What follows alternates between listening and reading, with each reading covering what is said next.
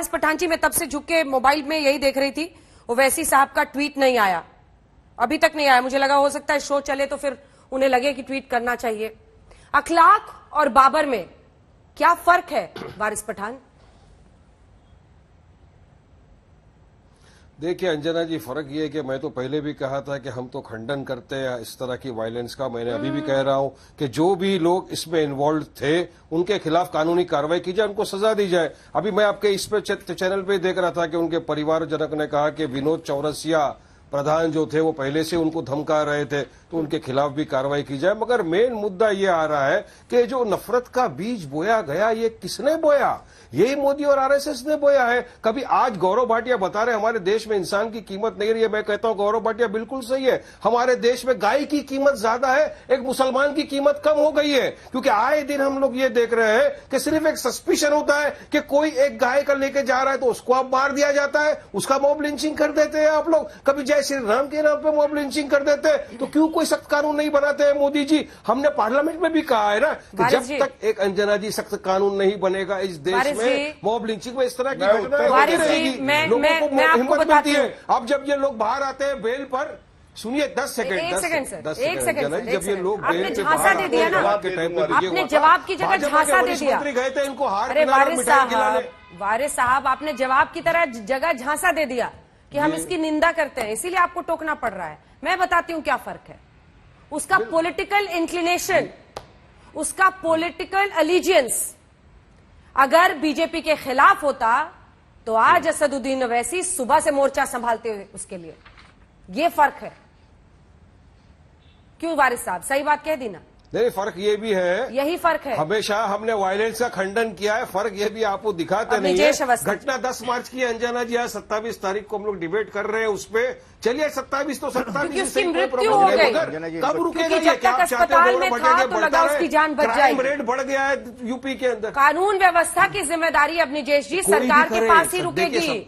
जब आप लोग पश्चिम बंगाल में टीएमसी की हिंसा को लेकर इतने सवाल खड़े करते हैं, टीएमसी समर्थक की उसमें मारे गए हैं, बीरभूम की हिंसा इतना बड़ा मुद्दा है ममता बनर्जी के खिलाफ, तो यहां पर भी लॉ एंड ऑर्डर का ही ये मुद्दा बनेगा।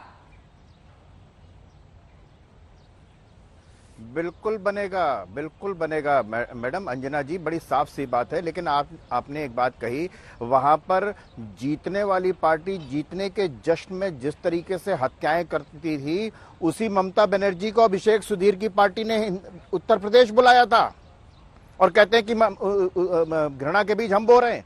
आप ये बताइए, आपने सही कहा कि अगर मान लीजिए हाइपोथेटिकली अगर जीत के जश्न में किसी बीजेपी के वर्कर ने किसी समाजवादी पार्टी के समर्थक को मारा होता तो आज पूरा क्या होता?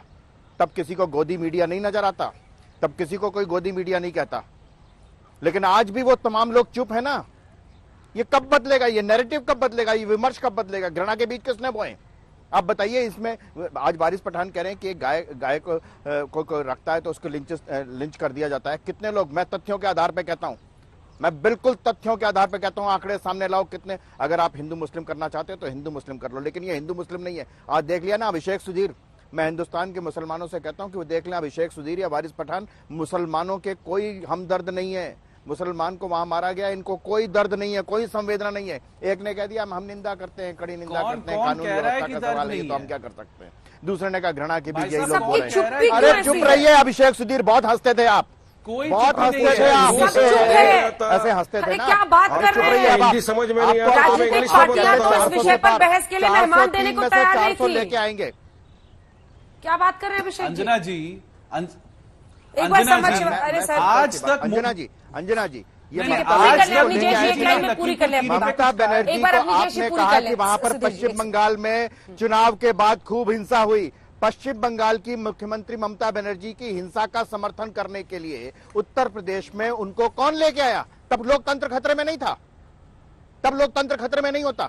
मारे गए थे ना। हमने उठाया ना मुद्दा, कानून व्यवस्था आज भी सवाल। अंजना जी, कानून अंजना जी यहाँ पर अपना काम करेगी, न करे तब कहना। दिखाई आ रही हूँ अभिषेक जी, समझ यहाँ पर आप देख रहे हैं जिस तरह से राष्ट्रीय बहस में मामला पूरी तरह से पॉलिटिकल हो रहा है। सबकी चुप्पी बना बीजेपी जिसकी वहां सत्ता है वो मुद्दे को उठा रही है।